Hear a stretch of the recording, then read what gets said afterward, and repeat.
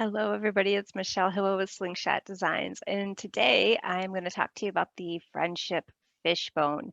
So this is actually a really fun project for me. I created this for my children. They are in elementary school, and last week was career week at their school, and my youngest came home all excited. She was super pumped up, and it's because she sat down with her best friend and they were watching these videos on different people's careers, and on the screen comes her mama, and it was me talking about leadership development, and she just lit up when I picked her up from school. Hours later she was all aglow, and it was the coolest feeling ever, and this is what I was talking about. So I'm excited to share it here because I created this with, initially for my children, but it applies to all people no matter what your age is. So this is just a little snippet of part of what I do. These 5 birds, if you know me at all, are integrated into everything that I do, and they're the backbone. Get it? Backbone.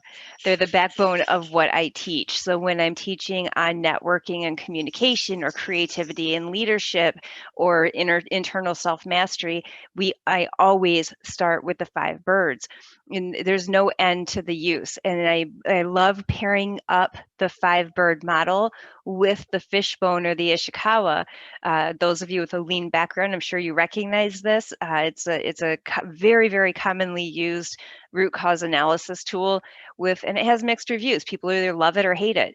I love any tool that can be used in multiple different ways. So taking this outside of root cause analysis in an industrial setting and putting this into relationships for school-age children, I just thought was a really fun way to blend the arts and science of communication, relationships, and complex problem solving.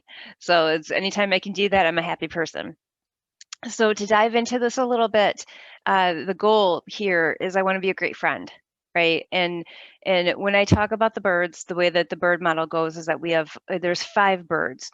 4 of them, the dove, owl, peacock, and eagle, are rooted in the quadrants of our personality. We all have those 4 birds or those 4 quadrants to our personality. And then the 5th bird is the cardinal. The cardinal is our decision maker. So in my Cardinal Rule workshop, that is exactly what we cover, is each one of those quadrants of our personality, and then who the cardinal is that makes those decisions in our lives. So when we look at this friendship fishbone here, what we're seeing, we're going to start with the dove, and I'm going to say from a dove perspective that's anybody who you know who is this nurturing, supportive, steady presence in your life. That's a dove. And we love to make peace. We love to foster harmony and comfort. What we do not like is gossip. So when there's gossip happening, it kind of throws our world off a little bit. And one way that you can help as a friend or somebody who's just trying to help a dove who's struggling is to listen and be patient. And if you can listen and be patient while they get that out of them, then you'll see them come back to their very loving and nurturing self. And so the next one we talk about is an owl. An owl is this intellectual person, right? We know them from movies and from cartoons, but we also have them in our lives, and we have them within us. Owls are very focused. Our strength is that we are meticulous.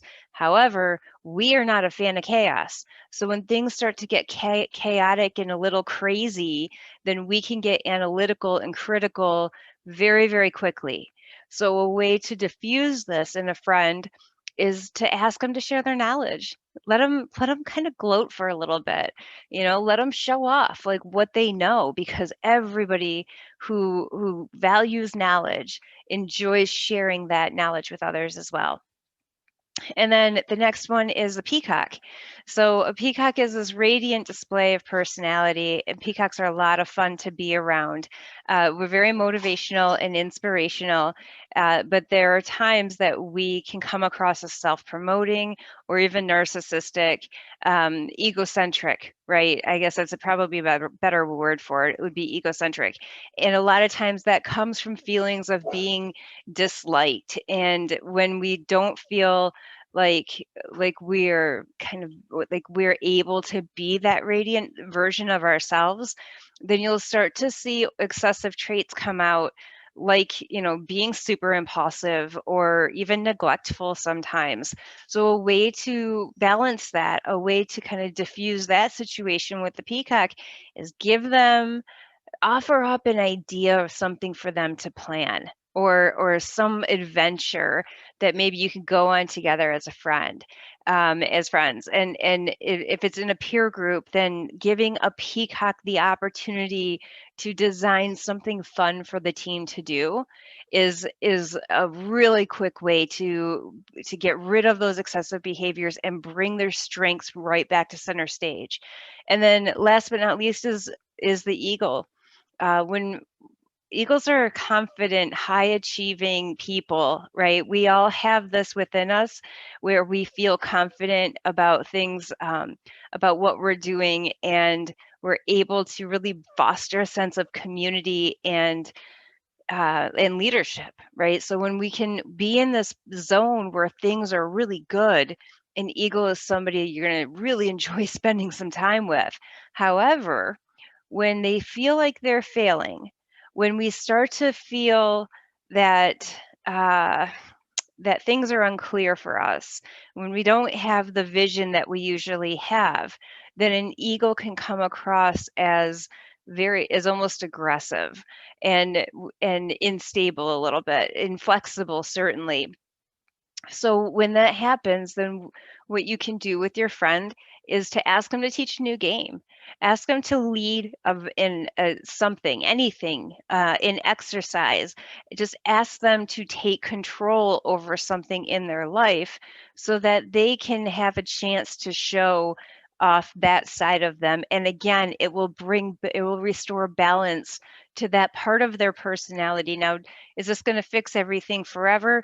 It's not the goal. The goal is to help somebody get back to that balanced and centered position in the middle of a conversation. And it can be very, very helpful for diffusing situations that oftentimes grow out of control. We've all been a part of them. So the last thing I'll talk about is the cardinal. It's certainly the most important. Once you understand how the other four quadrants of our personality work, then now we're in a position to introduce the cardinal and have this decision maker. Cardinal is always trying to get everyone to come together and include everyone, bring out the best in each other. What cardinals do not like: shame and blame. We do not like tones of shame and blame because we understand that they erode trust rather than build it, and we're constantly trying to build trust as a cardinal. So what we can do in that perspective is celebrate what makes us great. Not us internally, but us as an all people, right? Celebrate what makes our friend group great. Celebrate what makes our family great. Whatever group you're talking about, what makes them great. And when we can celebrate that from a cardinal level, then you'll really see people start to brighten up. So I really hope that you find this helpful and valuable. Again, this is created for elementary school age children. However, it applies to anybody age 6 to 96 and above. So feel free to give this a shot with your family, in your own relationships, with your own teams at work. It works. If you want more information on it, certainly I can dive into this a million different ways. But I thought this would be a fun story and a really good lesson to share. So until next time, everybody, my name is Michelle Hilwa. I am the founder of Slingshot Designs, and I help people connect their roots and wings.